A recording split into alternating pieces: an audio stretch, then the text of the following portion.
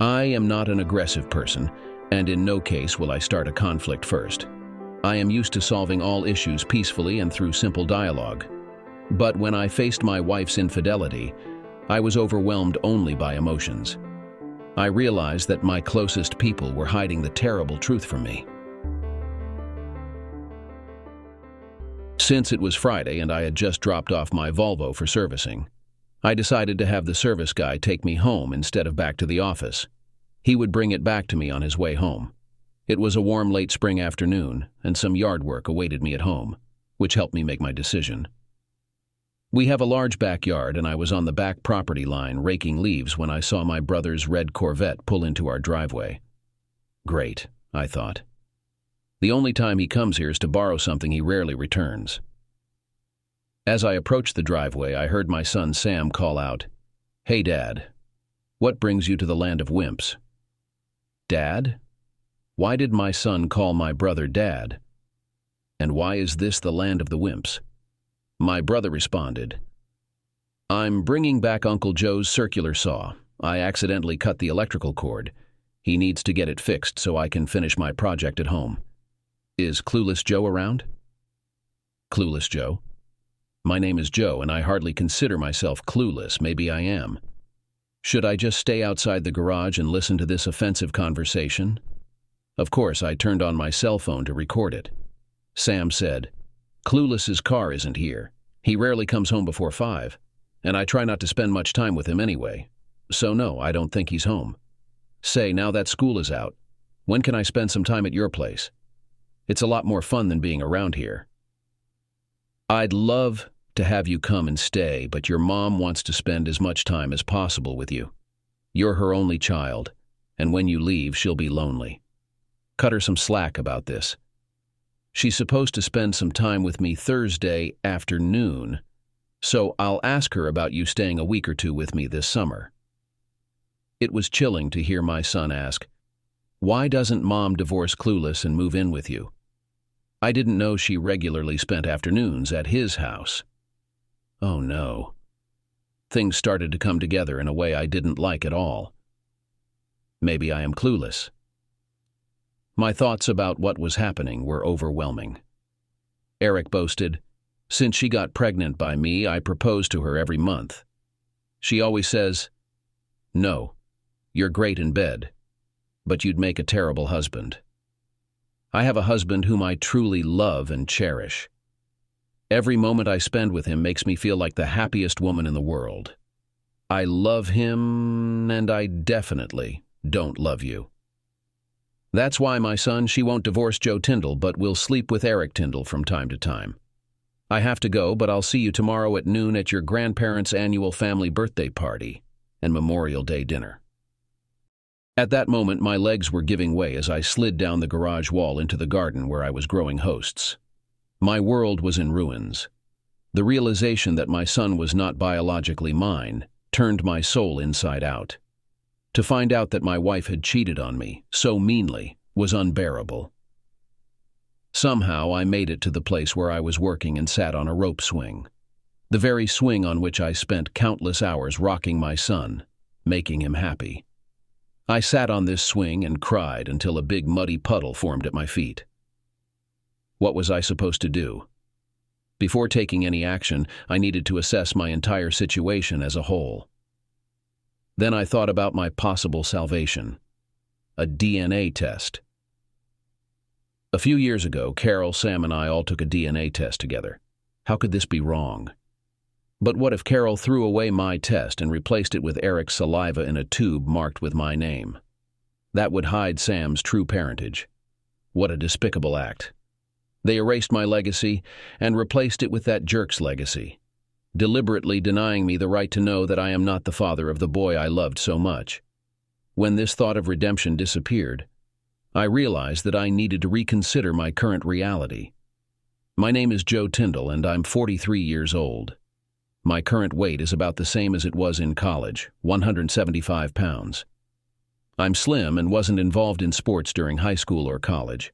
Running was my specialty, and I excelled on our high school track team. These days, my enjoyment of distance running is often interrupted by family and work commitments. However, I still managed to run a few miles each week and occasionally participate in 5K or 10K charity events. I hold dual roles as the Chief Finance Officer and Chief Operating Officer at Tindle's Machine Company, based in my hometown. The company was founded by my great-grandfather, who started as a blacksmith, sharpening plowshares and fitting iron rings on wooden wagon wheels. My grandfather and father, Edward, continued the tradition, each incorporating the latest metalworking machinery of their times into the business. Today, we specialize in precision parts for the aerospace and metal replacement parts industries.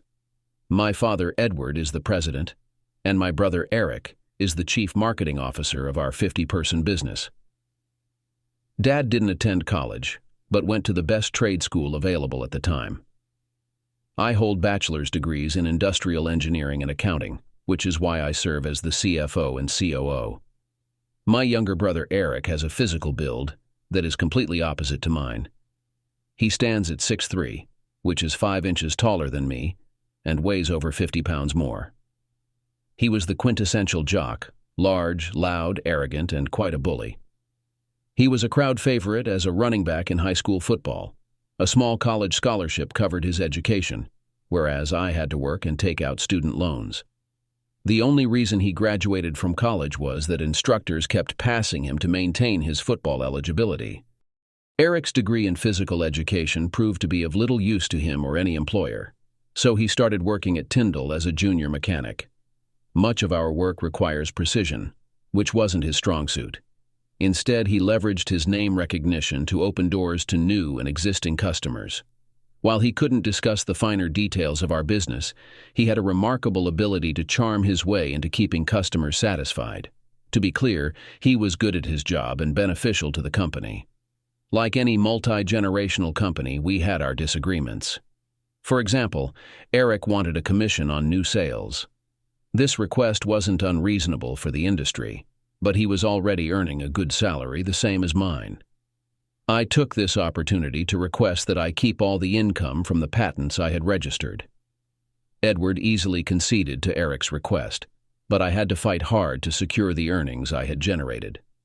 I first met my wife, Carol, because of her exceptional figure. She was wearing loose shorts and a t-shirt to participate in a 5-kilometer charity run for the benefit of the school library. I graduated from college and worked with my father. I saw a lot of women during college and after graduation, but her figure stood out from the general background. Given my running time, I could have easily overtaken her, but I preferred to stay in the starting position, behind her. When the starting signal sounded, I followed her, enjoying the view as she pulled ahead. Other guys tried to get between us to admire the spectacle, but by the end of the first kilometer, I was her only fan on the track. One of the runners ahead of her dropped his water bottle, and she tried to avoid it but began to stumble. I quickly stepped up to grab her arm and steady her. She smiled and said, "Thanks. I really didn't want to fall on this concrete street. I'm Carol." "Hello, Carol, I'm Joe. Can I run with you just to save you from falling?" She smiled at my offer and said, "Sure." That was the beginning of our relationship. Carol had a degree in secondary education and was working as an English teacher. A year after we met while running, we were married in Carol's home church. After 2 blissful years of marriage, we decided it was time to start our family. Despite many passionate evenings and weekends, Carol didn't get pregnant. We changed our diets, tried different positions, and always had a thermometer handy to determine the perfect time for fertilization. Our life revolved around getting her pregnant sooner.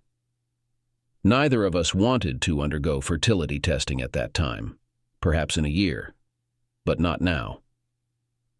I was heartbroken because I dreamed of having at least 2 children, regardless of their gender. Eventually, we relaxed and resumed our intimacy, just for the sake of love and pleasure. A few months later, Carol started having her period, but she kept it a secret so as not to jinx it. When she didn't start her second period, I was overjoyed. I was raised to believe the family is one of the most important aspects of life. The Tindle family has been a part of our community for over 100 years, and the photographs of our ancestors displayed at our parents' house testified to our pride in the family heritage. Carol's pregnancy was challenging, with her being bedridden for the final 2 months on doctor's orders. The delivery was complicated, and we nearly lost both my wife and our newborn son that day. The embryo that would become Sam thrived in the warmth and nourishment of Carol's womb.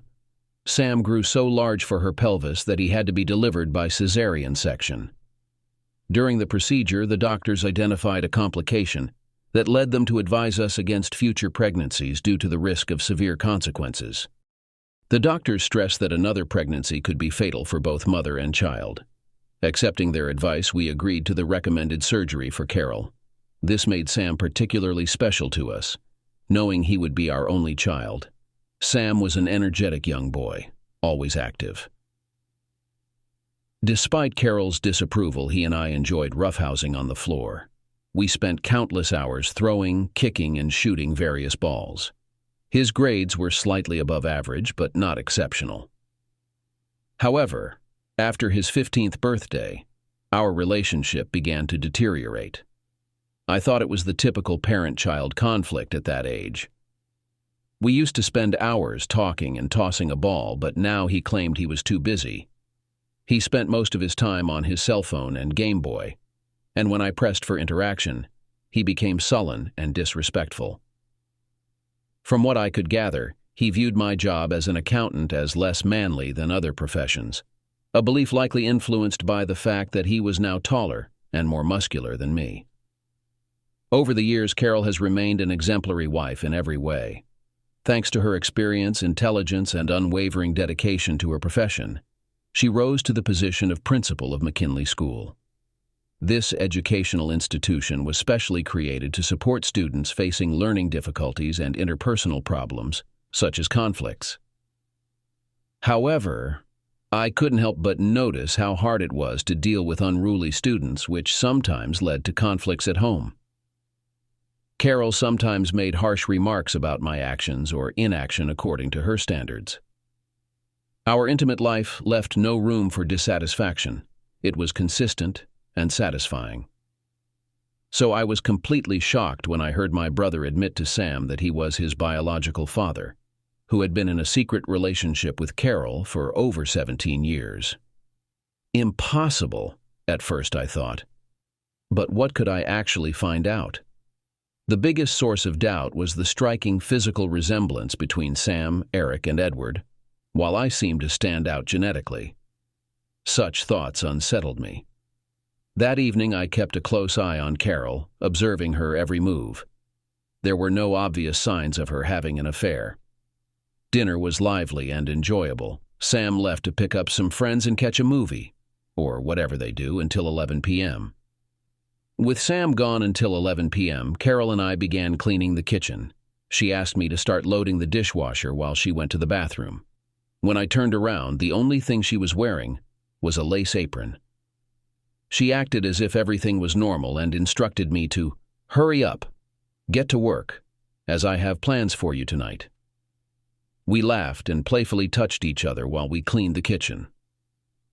Later, we went to bed, where I experienced the most pleasant feelings of intimacy I have ever experienced. After that, we hugged and confessed our love to each other.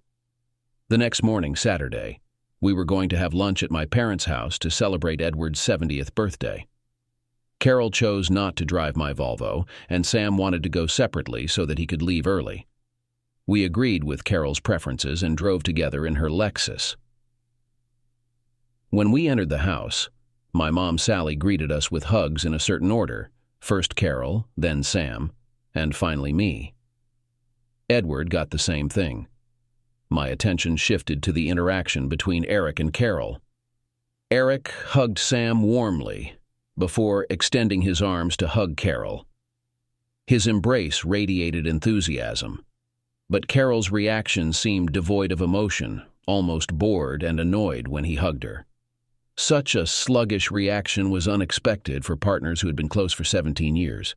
As for me, Eric greeted me with a handshake and a chest bulge, enjoying the physical comparison of our muscles. My mind wandered, thinking about the possibility of an affair or conflict between my parents. not out of curiosity, but rather in the spirit of Inspector Clouseau's clumsy antics from the Pink Panther series. I wanted to stir things up and see if any secrets would come out. During a short pause in the conversation, I casually mentioned, "Eric, I have an appointment with our CFO on Thursday afternoon. Can you replace me?" I knew that Eric did not understand accounting processes and was unlikely to be able to help anyone who called. "No, Joe, I won't be in the office either. I have a big project in the works," Eric replied. Carol blew a few bubbles through her nose into her iced tea, a sign that I might have found something. "It looks like it's going to be difficult," I said. "No, I have worked with this man many times and always came out victorious," Eric assured. Carol's glance burned hotter than any of our plasma cutters. I watched as color drained from her face. Not a sound stirred the air. No clinking of forks. No ice clinking in glasses. The silence in Mom's dining room made midnight at a graveyard seem noisy. All eyes darted between the five of them, a silent acknowledgement of their shared knowledge of the infidelity. I swear I could almost hear the sweat seeping from their pores. It was exactly what I wanted. To play the oblivious fool to them all, while secretly piecing together the situation. Dad broke the tension by suggesting, "You guys should check your calendars to figure out schedules." Then he continued, "I'm glad you boys could come today for my birthday. My grandfather bought this 160-acre plot when it was just wilderness. He'd be proud to see it still in the family and our family business thriving under Eric and Joe. In light of my confidence in you both and my advancing age, I've decided to step down as president of Tindle. Eric will take over as president, and there will be changes to the salary structure. Joe's new salary will always be 75% of Eric's. I want to ensure Joe is recognized for his hard work and contributions to the company. With Joe's income from patents, both of you will be on equal footing financially." Carol squeezed my arm affectionately and flashed me a warm smile.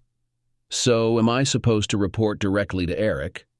The same Eric who can't tell a CNC machine from a popcorn popper is going to be in charge of the company? This spells disaster of the highest order. Listen, little brother. I've always been the take-charge guy while you've been counting small beans. Being the boss takes an alpha male, not a wimp like you. Face it, Joe. Once again, I come out on top and you lose." "All right, that's enough, boys. Eric, you're not going to be the boss. I'm still the chairman of the board and I outrank you. I own all the stock and you'll run the business according to my instructions. This company has been in the family for over a century, and I won't let it go down on my watch. We're Tindles, and the family legacy rests in our hands, just like the men on the wall. So, calm down." Dad gestured to the pictures on the living room wall depicting 3 generations of Tindle men. "Speaking of which, Dad, which one is your grandfather in the pictures?" "My grandfather is on the left side of the pictures. My father is next to him and I'm on the far end. I would have thought you knew that." "I just wanted to confirm because I have a question. Looking at the 3 pictures, I don't seem to resemble any Tindle, living or dead. Different body style, hair color, or facial expression. Eric and Sam look like Tindles, but not me. I don't understand that." My mother's stature diminished, her complexion paled in synchrony with my father's flushing. Another bout of silence ensued as gazes shifted between my parents and Eric. I've learned that sometimes the most effective way to prompt honesty is to introduce discomfort, then allow individuals to address it delicately, avoiding a mess. "Joe, it's time you learned the truth about our family. Your mother and I had plans to marry, but she conceived you during her bachelorette party while intoxicated. Since we were also intimate, she mistakenly believed you were mine. We wed before she realized she was pregnant. It was a surprise to both of us, yet we were content, as I assumed paternity. You were a frail and small infant. We attributed it to your mother's pregnancy complications. You were frequently ill and we nearly lost you during your bout with mumps. It was touch and go for weeks. Joe, It wasn't until you were around 10 years old that we realized you weren't biologically mine. Sally had concealed that she had been intimate with someone else before we married. She mentioned you bore a striking resemblance to that person. When DNA tests became accessible, we confirmed you're not my biological child, but Eric was. Well, that clarified some things regarding how I was treated compared to Eric. It wasn't the bombshell I anticipated. I was probing for information about Sam's biological father and instead got blindsided by this. It completely flipped my perspective. There wasn't much I could do at that moment, but it left me with more questions. Finally, my mom spoke up, saying, "That doesn't mean we don't love you as much as Eric. We raised you as our son, and both of us still see you as our son." It was reassuring to hear that from her, but what did it have to do with what I overheard Sam and Eric discussing? "Dad, I understand why I have this body type, but why doesn't Sam have mine instead of yours and Eric's?" Here's another tidbit for them. "Joe, you and Carol were so eager to have a baby that it became stressful for her. She felt like she was letting you down and turned to your mother for advice. She remembered that you had a severe case of mumps, which likely made you sterile. Your mother and I decided that, for the sake of your marriage and the Tindle legacy, we needed Eric to father Carol's child. Initially, Carol resisted, but she eventually saw the benefits for the whole family in having a new Tindle baby. Joe, this also fulfills your desire for a family, since Eric and Carol provided what you couldn't. We had hoped to keep this secret, but with DNA tests and the physical differences between Tindle and non-Tindle body types, it was bound to come out. My mind was overwhelmed by a flurry of emotions, swirling like a tornado within. I couldn't find the words to comprehend this significant discovery. Both my mother and wife enveloped me in loving, tender embraces, tears glistening in their eyes as they sensed my pain and confusion. My son, my mother whispered. "I'm so proud of you." My husband, Carol murmured. "I love you deeply." Dad spoke softly. "Our hope, Joe, was that you wouldn't take offense but instead embrace the love your family has for you." "Edward. May I call you Edward, now that I know you're not my father? Why would you think I wouldn't mind being humiliated by my entire family?" I exclaimed. Sam's voice dripped with resentment. "Now you understand the humiliation I've endured. Having kids think you're my father instead of a real man like Eric? Geez." All eyes turned to Sam, the insolent one. Carol angrily exclaimed to Joe, "You know Joe was an exceptional father to you. He spared no expense to ensure your happiness. I've seen countless children with worse fathers, but no one was better than him. You should consider yourself lucky that he raised you." In a sarcastic tone, I retorted, "Oh, how kind of you to finally share this sincere concern for my well-being. Why don't you just rip off the blindfold right now instead of lying to me all these years? I bet you laughed behind my back when I bragged about what a wonderful son I am. Instead, you called me Ignorant Joe." And again there was silence in the room, as if I were the only person in the universe. Carol continued, "We couldn't tell you, Joe. It would have been too painful for you, and we hoped no one would ever find out. Besides, we relied on you a lot at the factory. You're the smart girl and the innovator behind the whole operation. We'd be lost without you if you got upset and left. Besides, we couldn't afford to pay a qualified professional like you. One recruitment specialist offered us a salary range for the positions of CFO and Chief Operating Officer, and it was more than twice what we were paying you." Stunned, I replied, "It's all too hard to digest. You even encouraged my brother to conceive my wife's child with Tindle, not with me. You forced me to work for less pay than I deserved, just to increase your profits and dividends. You made me believe that one day I would be in charge, but apparently Tindle's blood is more important than competence." I couldn't believe that she had made a stunning impression on me.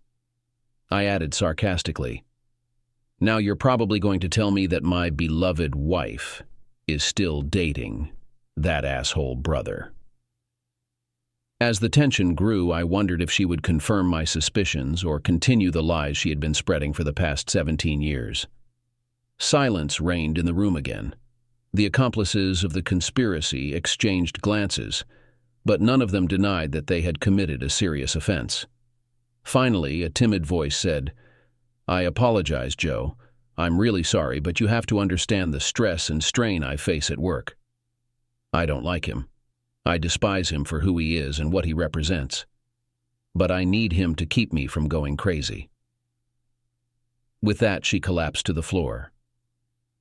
My instinctive desire to comfort her with my left foot was stopped by the fact that my whole body was screaming, "Stop it!"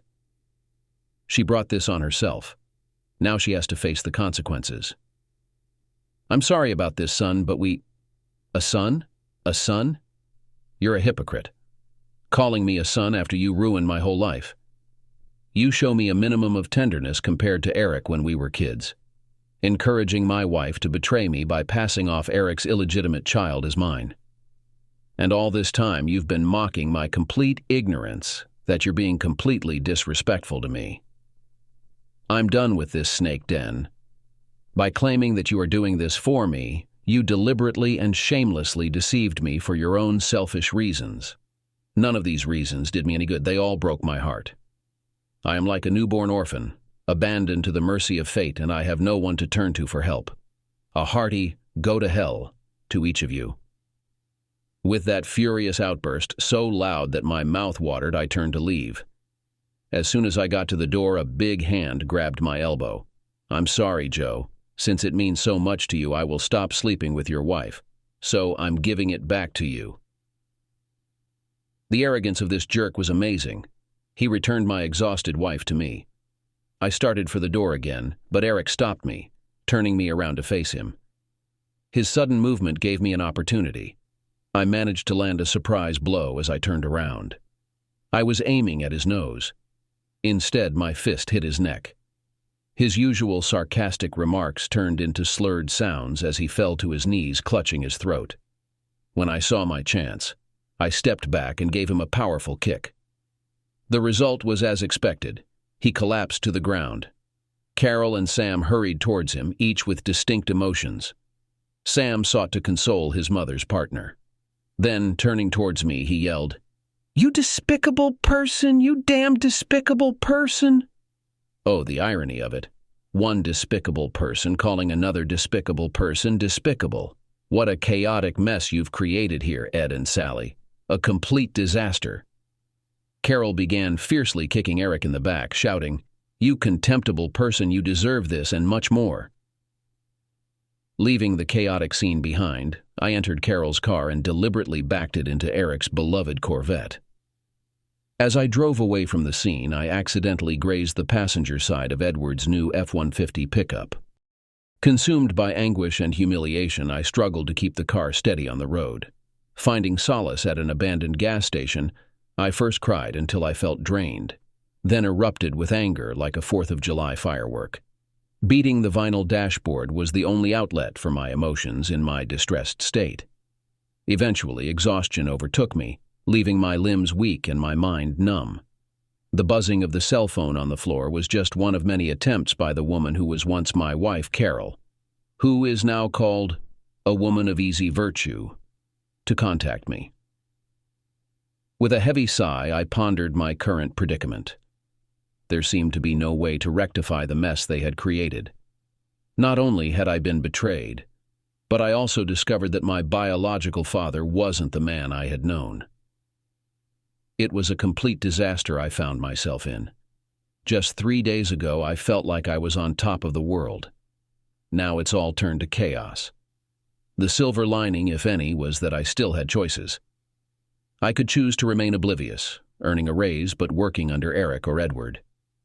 Yet, the thought of facing Eric and Carol every day, feeling the same pain I do now, made that option unbearable. Option 1 was out.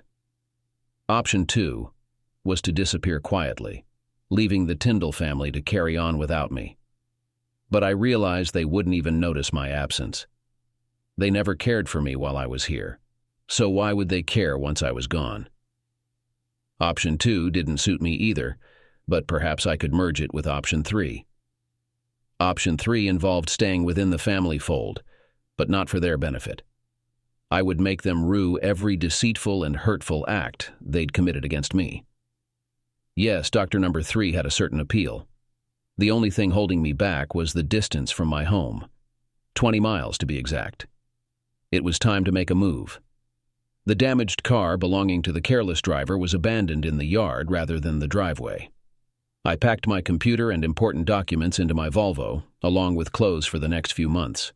The rest of my belongings, which I wanted to keep but didn't need immediately, were placed in Sam's 2017 Acura. As I made my getaway, Sam's dog Bullet incessantly bothered me, indicating he wanted to go outside. Dealing with him was always a hassle, and I looked forward to being free from the responsibilities of caring for a dog that never warmed up to me. However, Bullet did leave me a peculiar parting gift by leaving a sizable mess next to the house. Despite my amusement, I picked up the foul excrement and brought it inside the master bedroom. The bed in our marital chamber was adorned with a cover lovingly crafted by my mother and grandmother. Dubbed the wedding ring quilt for its assortment of wedding ring prints on most squares, it also featured patches cut from garments Carol and I wore in childhood. Each square bore our names and wedding date, forming a veritable tapestry of memories. Sadly, it became the unlikely repository for a steaming pile of dog excrement crowned by my wedding ring, a gesture Carol would surely interpret symbolically. Meanwhile, all the wall portraits of Eric's son and the woman who had betrayed us were stacked on Carol's elegant cherry wood dining table. Shielding myself with a towel, I seized a hammer and drove a hefty nail through the entire pile, shattering glass in all directions. With that, I felt liberated, unburdened by any lingering ties to this place. Loading up my Volvo, I headed to an extended stay hotel across town. After settling in, I parked the Volvo at the airport and rented a car from Hertz, determined to evade any further confrontations with those who sought to torment me. My new base of operations secured, an Uber driver helped me retrieve Sam's car, which I stowed in a storage unit. Once I found my footing, I planned to sell it off. It was registered in my name due to Sam's insurance issues stemming from his speeding tickets. I stayed in for the night, ordering pizza and beer to my room to avoid being seen by anyone. With projects to finish, I didn't want to venture out. These projects involved handling my personal finances discreetly, ensuring sole control. I settled joint credit cards, leaving my ex with her last 2 paychecks in the shared account while I took the rest. As for Sam, he'll need to seek financial support elsewhere, as I've redirected his college fund. It's a lesson for him to rely on his biological father. Sleep didn't come easy as I reflected on happier times with my family, longing for their presence. However, rationality reminded me of their indifference towards me. Why invest in those who don't care? With this realization, I shed my naivety, transforming into a more assertive version of myself. Tomorrow, I, now fearsome Joe, plan to confront Tindle Manufacturing. Being Sunday, the office will be empty, offering an opportunity for mischief. Strangely, this prospect eased my sleep. Parking my rental car at a safe distance from the company's entrance, I opted against parking in my usual spot to avoid arousing suspicion. After deactivating and reactivating the security alarm, I made my way to the office. As the CFO, I held access to all financial accounts. Tindle maintained 7 separate accounts, so I consolidated all funds into the primary one, reserving enough for 2 staff paychecks. With the bank's line of credit maxed out, I transferred all funds to our Cayman Islands International account, originally established years ago for transactions with European companies. The next step was the most amusing. I altered the login credentials for each account, rendering them inaccessible for the foreseeable future. With no paper or email statements from the banks, they wouldn't even know where to begin.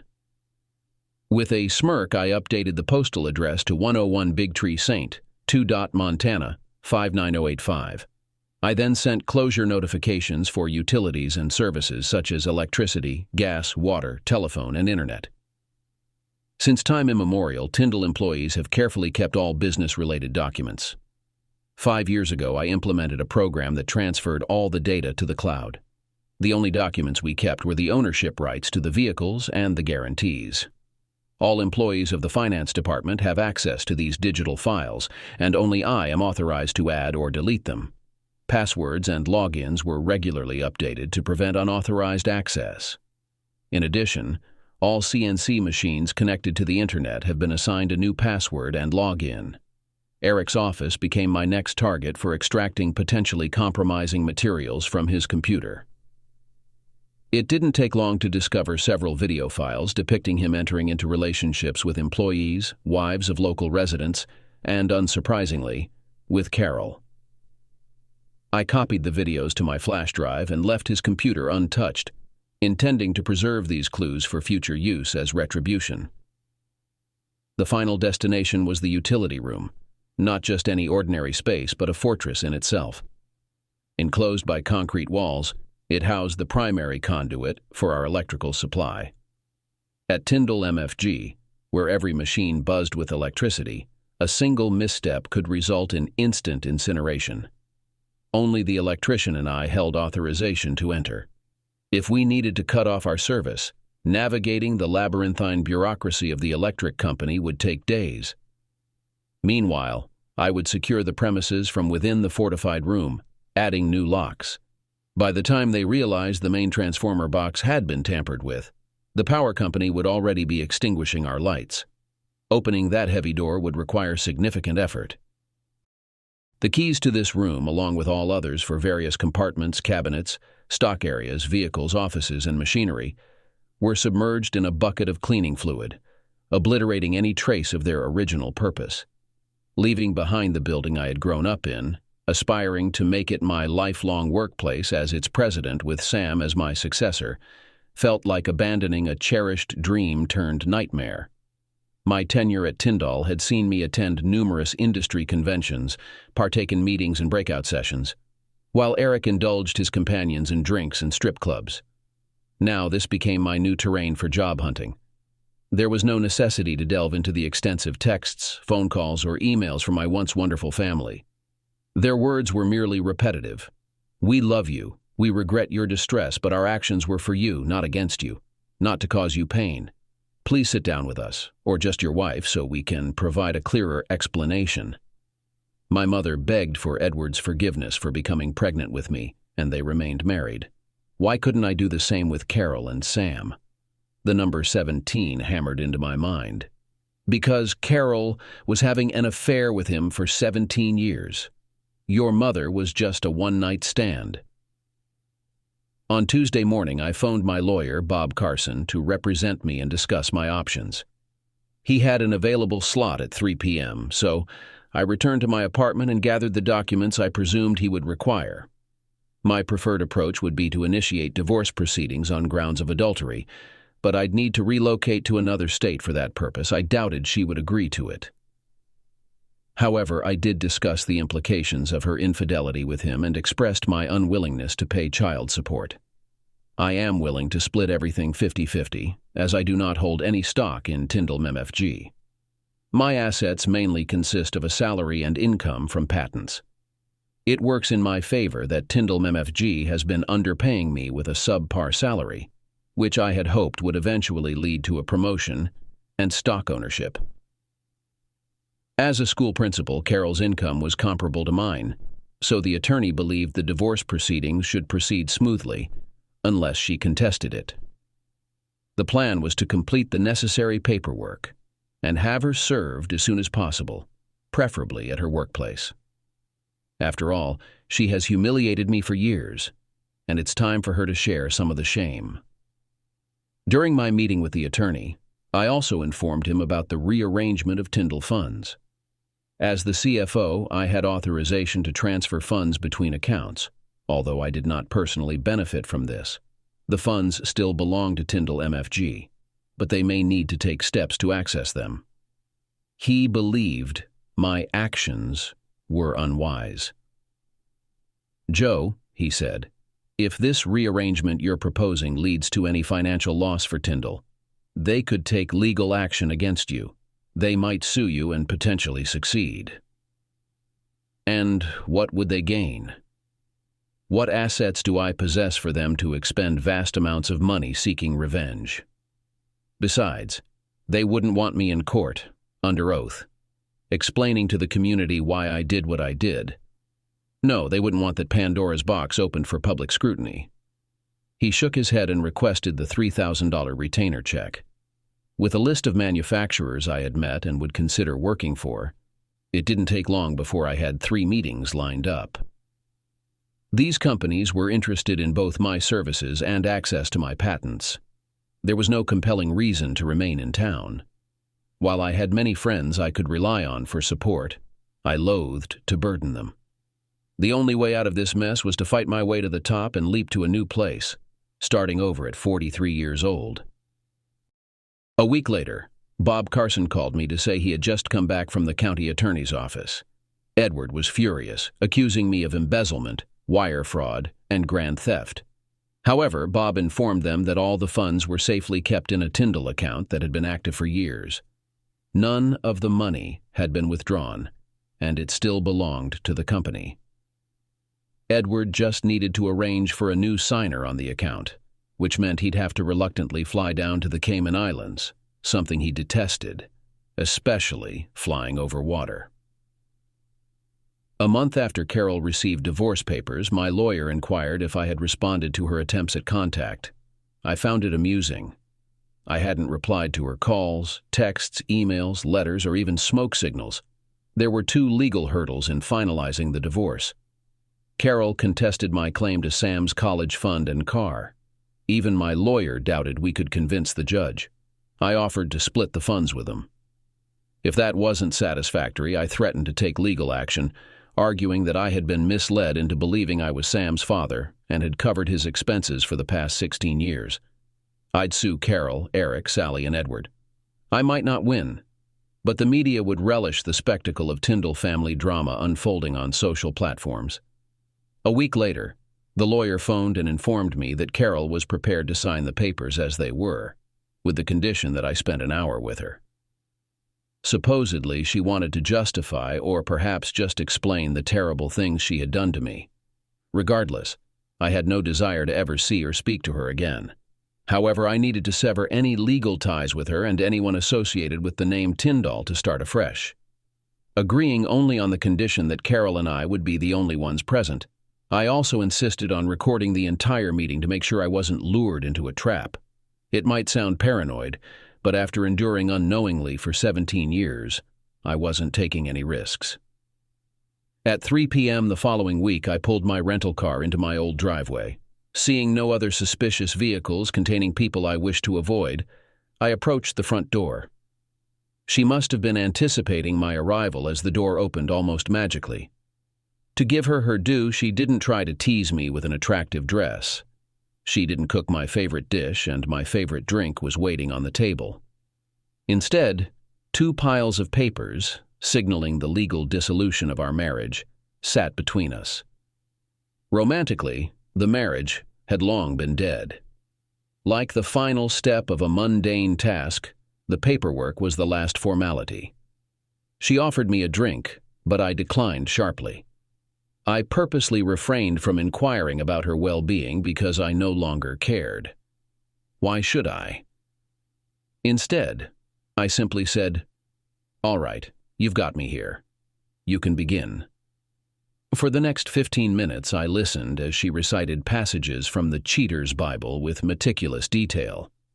There was nothing novel in her words. I attempted to tally the instances of "I'm sorry" and "Can we work this out?" but found her rhetoric tiresome. She even referenced historical incidents, citing how Edward had forgiven my mother. In bold letters, I inscribed on her envelope, "One instance is less than 17 years, at 24 times a year, totaling 408 encounters." That's not accurate, Joe. All right, then show me the calculations. How many times? In a small, trembling voice, she murmured, "Too many." My expression remained devoid of emotion, devoid of anger or rage. Observing my disinterest, she attempted to engage me. Do you have any questions for me? Meeting her gaze directly, I asked, why? Sighing heavily, she began, You know, I was forced to conceive a child through Eric. Your father, Edward, was adamant about continuing the Tindle bloodline. He feared that any offspring from Eric's encounters wouldn't uphold the family name. Even as I attempted to conceive with Sam, I still made love to you, hoping to conceive your child. I genuinely wanted to start a family with you, to be together forever, but I messed it up completely. There was a strong temptation to call her the same derogatory word that Edward didn't like. I'll just leave her alone with her thoughts for a while. I disagree with your horrifying conclusion, Carol. I've heard this often enough to find it disgusting that Eric's child could create a bond in our family. Was it your idea to keep our family together by continuing to communicate with Eric after you got pregnant? Did it give you pleasure to continue the secret act of humiliation towards me? No, Joe, it wasn't about you. Bullshit, I shouted. It had a direct bearing on me. I was your husband. You promised not to be with anyone else, let alone my brother. Why did you decide it was acceptable to be with someone else while I didn't know? I'm sorry, I didn't put it well, Joe. I wanted to say that it was more about me than you. When I decided to get pregnant with Eric, I realized that he had never been as good a lover as you. He was rude and self-centered. It was unbearable to tolerate him. When I got pregnant, I broke up with him. All my attention was focused on the man I loved, who loved me and wanted to please me. You. And you did it. After I was with him, I appreciated the way you treated me, both in the bedroom and outside. So you went back to him because I was too good in bed. This is ridiculous. This may sound terrible. Yes, this whole situation with Eric sounds terrible. Just keep telling this sad story about how you had to be with a bad person who didn't suit you. Please, Joe. I only have an hour of my life left to explain myself to you. I still love you, but I know I missed my chance to be with you. I just want you to understand. What I did has nothing to do with us. You've been great to me. You've been the best husband I could ever dream of. But I have a disadvantage. I have achieved great success in life, and sometimes it turns my head.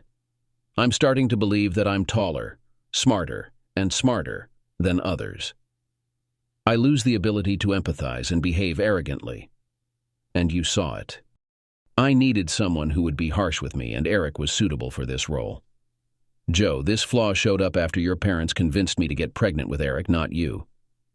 You mean when you were treated like a breeding animal? I interrupted. I suppose it was something like that. No love was expressed. We just did the job and I left. No hugs after that, no kisses on the lips. The only time I got pleasure from Eric was when he was rude. After we finished, I took a shower, got dressed, and left. No tender goodbyes, no plans for the next meeting. I only turned to him when I wanted rudeness, adrenaline. Sometimes it happened twice a month. Sometimes months passed between them. Eric didn't mind how often I came. To summarize, Joe, I returned to Eric for the sake of intimacy. I needed rudeness to satisfy a desire that I couldn't control.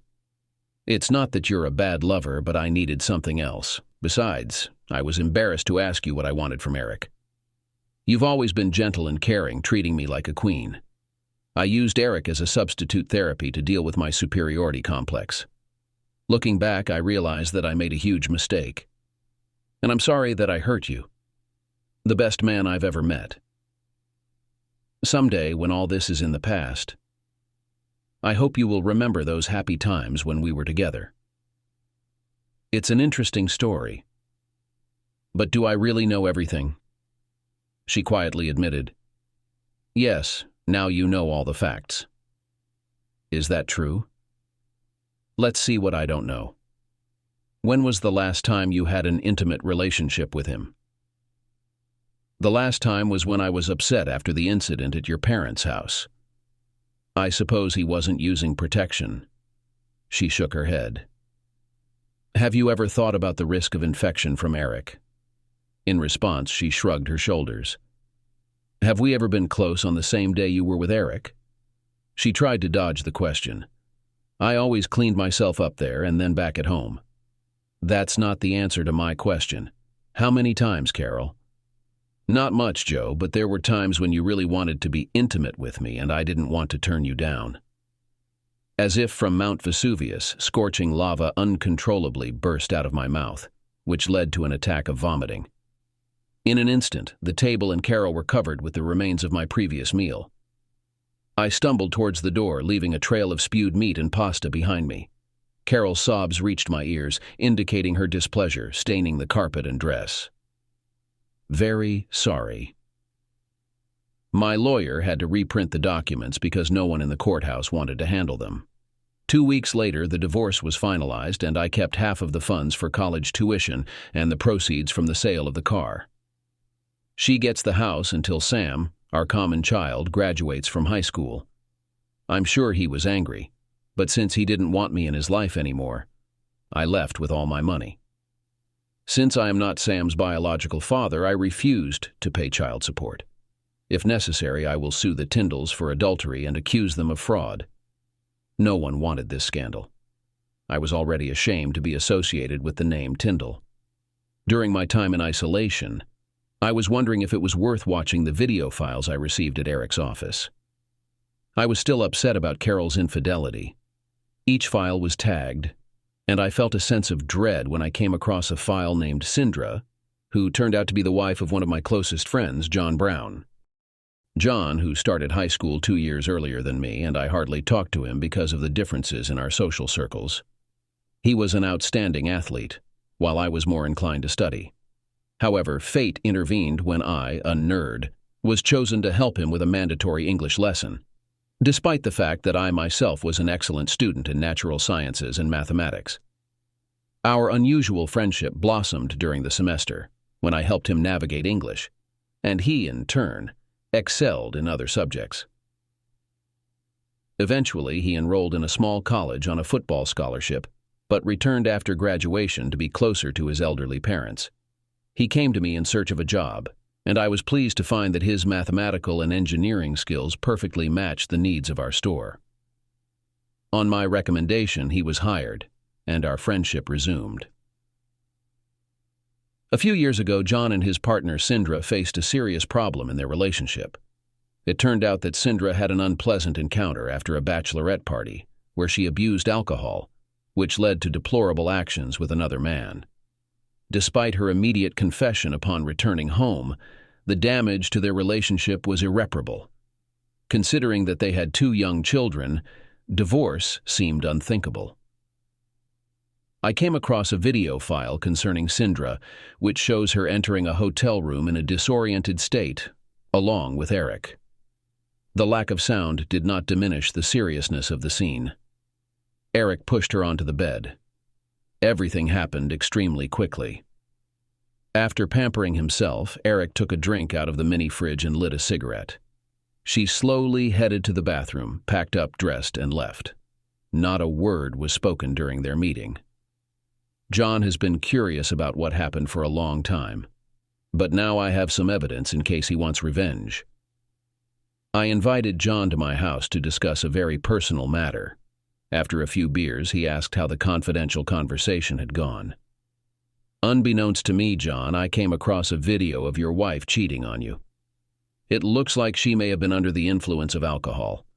I can either reveal the man's identity, show you the video, or do both, whichever option causes you the least pain. It took John a while to come to his senses. Tears welled up in my eyes, and my breathing became heavy. I put my hand on his shoulder, but I didn't say anything. "Who?" was all he could say. "Brother Eric. But she despises him a lot. He thinks he's a real jerk. Why should she be with Eric?" As I mentioned John, she seemed out of her mind. I will show you a video to demonstrate that she was not the initiator of this meeting. After watching the video, he recognized an unknown man who was with her after a bachelorette party a few years ago. She didn't know his name or why they were close.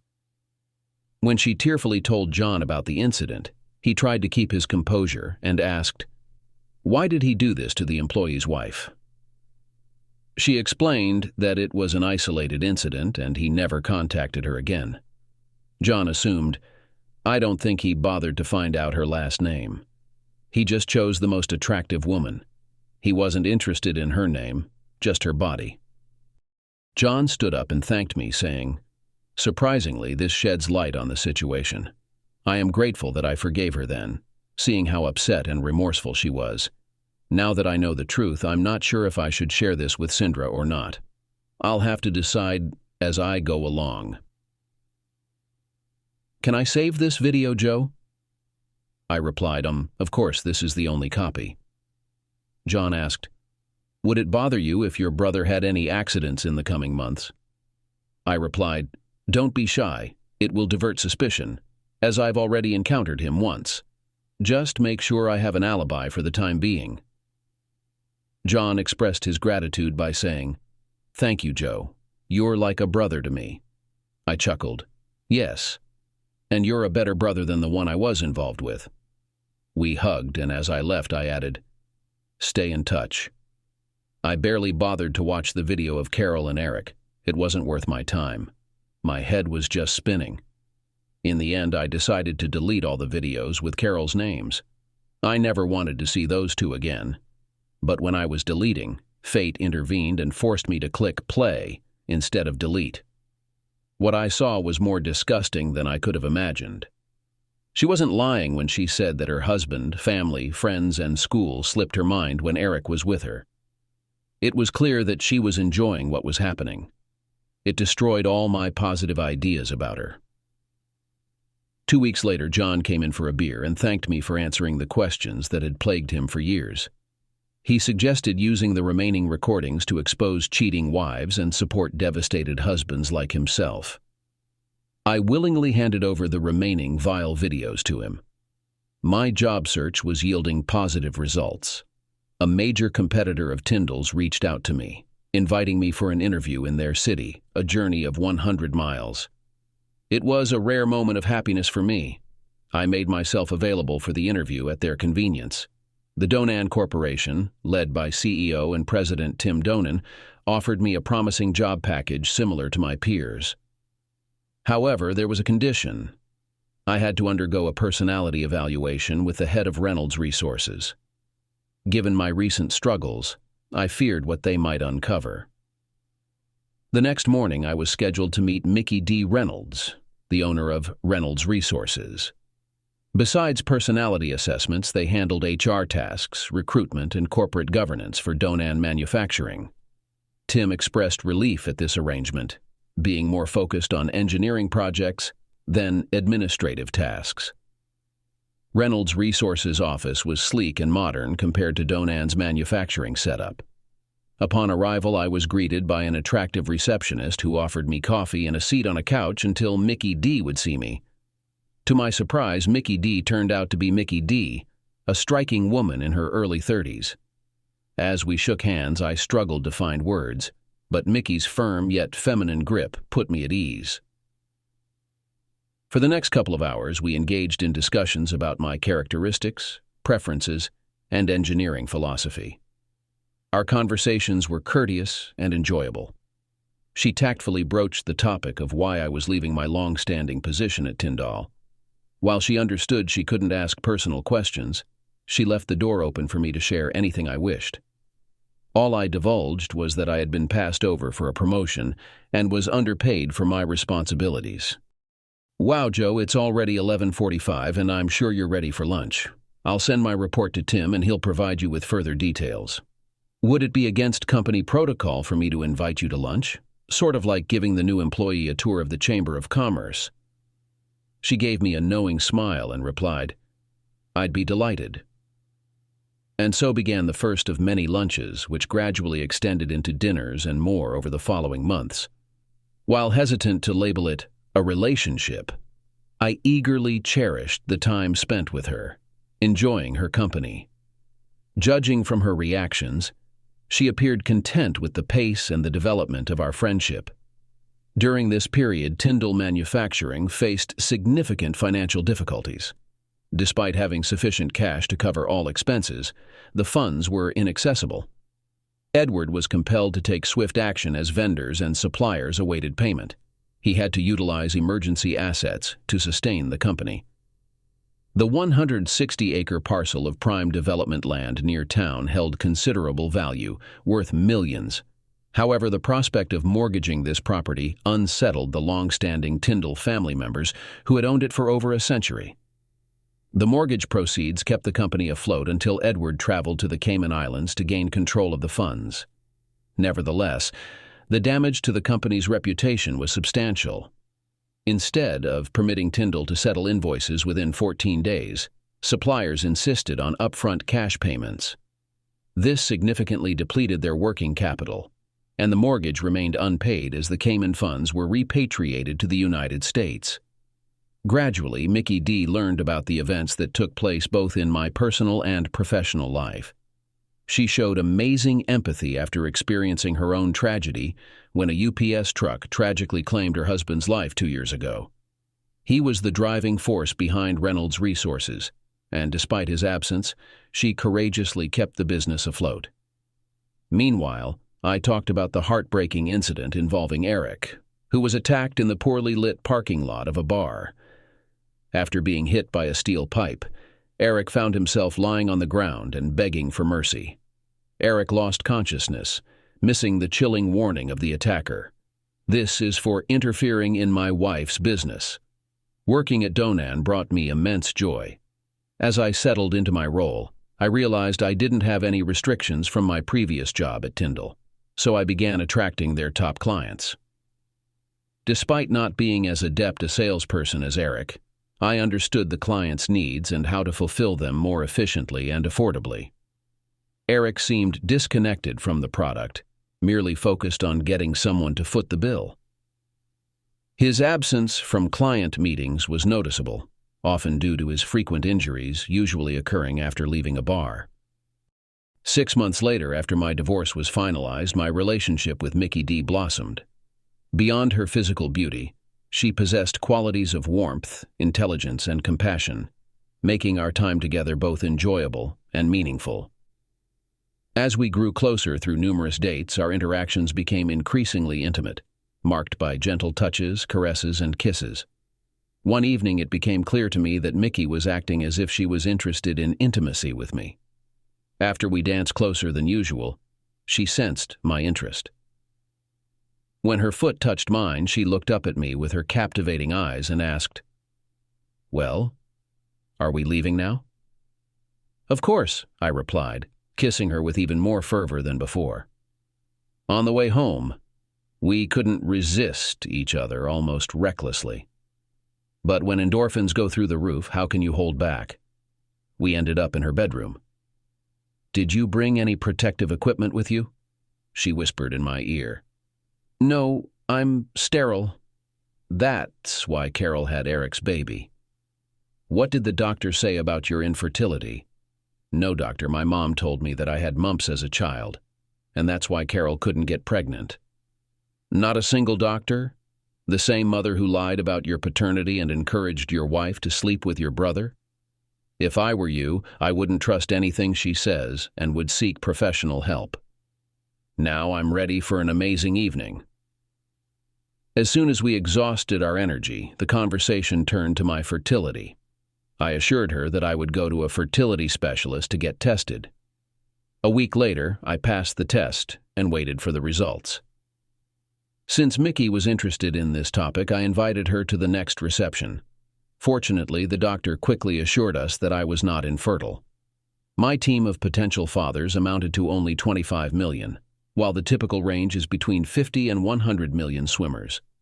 He suggested that unless we were urgently trying to conceive, there was no need to worry about pregnancy. Perhaps some vitamins and cutting back on alcohol could provide a slight boost.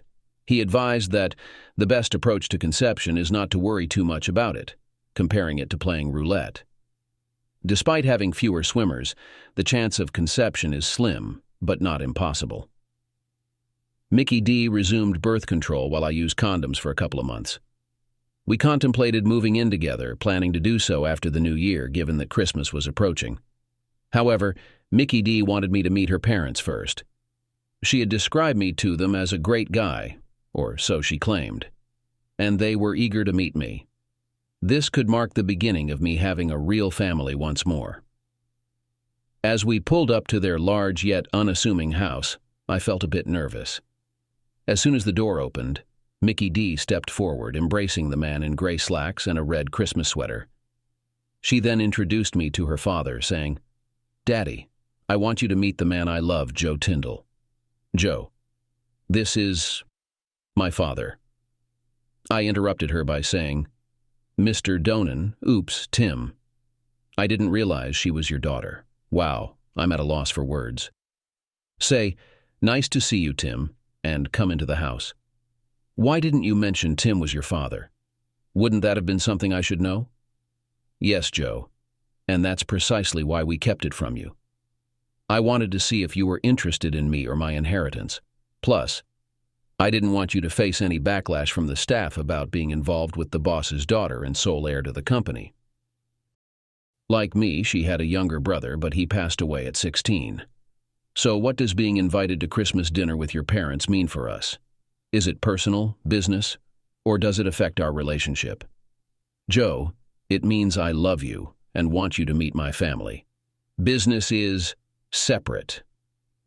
Since you've told me you don't have family, I'm inviting you to spend Christmas with mine."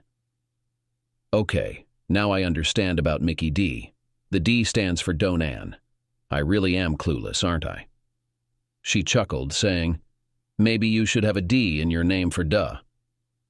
That's when all four of us laughed. With everything out in the open, we had a wonderful afternoon and evening. I truly enjoyed spending time with Tim and Mickey's mother, Barbara. I might not have all the answers, but I had a feeling that Mickey's parents would approve of my proposal. While I was confident Mickey would say yes, recent events made me hesitant to assume anything. My intuition proved right when Mickey enthusiastically accepted my proposal, practically leaping into my arms as I knelt before her with a blue velvet box. Amidst her kisses, she managed to gasp out multiple yeses, leaving me breathless but happy. 3 months later, we had a small wedding with only John, Sindra, and a few new friends in attendance. After a honeymoon in the Caribbean, we returned to start our life together. Our first priority was for Mickey to stop taking birth control pills. We knew it might take some time before we conceived, but we were ready to embrace the journey. We filed a petition with the local court for a name change. Mickey D. Reynolds returned to her original name, Mickey Donovan. Considering the evolving societal attitudes towards gender identity, marital status, and personal names, I decided to change my name to Joseph Timothy Donan. When I sought approval from Time, he was touched and pleased that I adopted the family name. With tears in his eyes, he softly uttered, "Thank you, son." My friend John discovered the document revealing Carol's affair with Eric, and he was eager to seek retribution for both himself and me being cuckolded. John's son Tyler was the same age as the boys attending Carol's school and participated in sports with them. Tyler supplied John with their contact information. Utilizing this newfound information, John mailed a copy to each of these individuals. A week later, while Carol was walking through the hallway between classes, she heard the distinct sound of barking. Finding it peculiar, she turned towards the noise to see a small group of senior boys smirking at her. Initially, she wondered if perhaps a button on her blouse was undone or if her skirt had ridden up her thigh. However, as she turned away, she was met with another round of bark, bark, bark from a different group of boys. Recalling that the school's mascot was a bulldog, she speculated that perhaps there was some sort of team-building activity underway for the upcoming Friday night game. The barking ceased as soon as she entered the office. Throughout the next 2 hours, Carol didn't encounter any more barking. However, as soon as she stepped out of the office, it resumed. The hallway now sounded like a cacophony of barks, akin to being in a dog kennel during feeding time with occasional howls mixed in. Strangely, none of the other staff members seemed to be affected by this phenomenon. The next morning, as soon as she stepped onto the concrete parking lot, the echo reverberated through it, like the starting line of the Alaska Iditarod dog sled race. Now all eyes were on her, as if she was surrounded by a surround sound system with 50 speakers at full power. She hurried into the building, focusing on the concrete ahead, ignoring the wannabe dogs. A wave of relief washed over her as the door closed behind her. As she was heading to her office, a lone male voice shouted, "Bark like a dog! Bark like a dog!"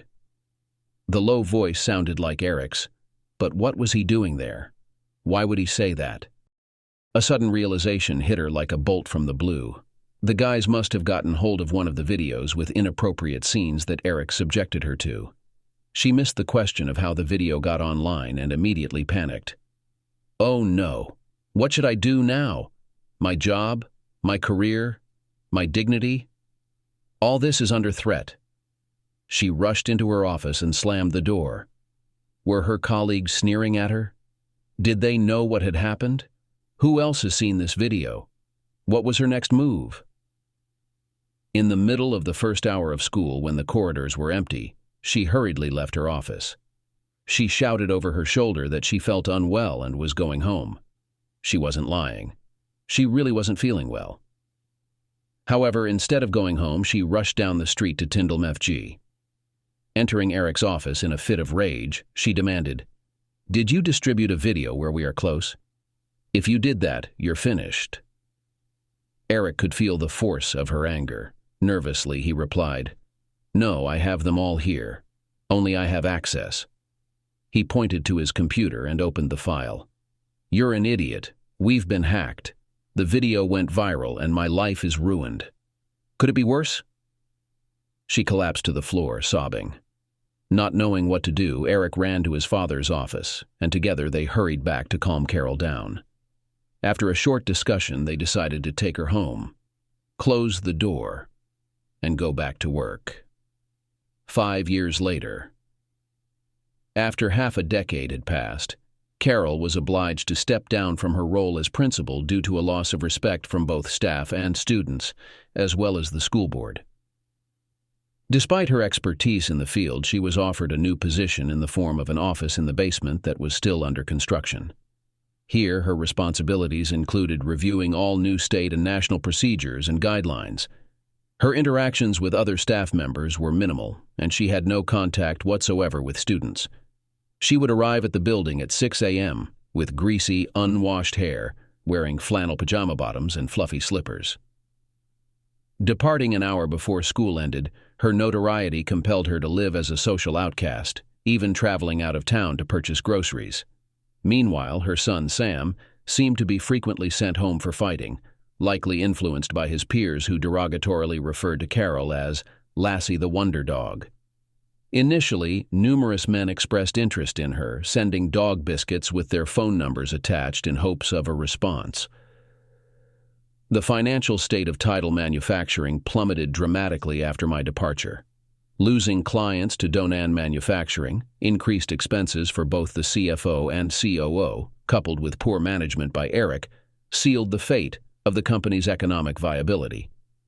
In order to settle the mortgage and other debts, Edward was compelled to sell the family's ancestral 160-acre farm. The land would be developed into mid-priced housing, capitalizing on its picturesque rolling terrain. A business intermediary located a buyer for the company, and Edward made the decision that led to the demise of the family business. Edward and Sally leased a modest apartment which consumed a significant portion of their Social Security income. When Edward and Sally pass away, the only remnants of the Tindle family in the town will be their tombstones. Eric and Sam departed the town to pursue new careers as a used car salesman and a fast food worker. On July 1st, the purchaser of the company organized a meeting for all employees to acquaint them with the new president. Edward and Eric received no invitation to attend. The newly appointed shop foreman, John Brown, commanded the attention of the curious audience and announced, "Ladies and gentlemen, allow me to introduce our new president, Mr. Joe Donan." The staff expressed relief upon learning that they were acquired by a competitor rather than a large corporation that might have liquidated assets and terminated employment. The true surprise occurred when I emerged from the office. Despite murmurs and stares, most people recognized me, but not by my current name. Hello, everyone. I'm delighted to be back in this establishment. Did you miss me? My statement was met with resounding applause. It appears Eric's performance as president wasn't as impressive as he believed. Following the assurance of expected utilization and growth from the previous Tindle MFG, the assembled employees of Donan MFG began chanting, "Donan, Donan, Donan." Naturally, the name on the building and your paycheck will be Donan MFG. More cheers ensued.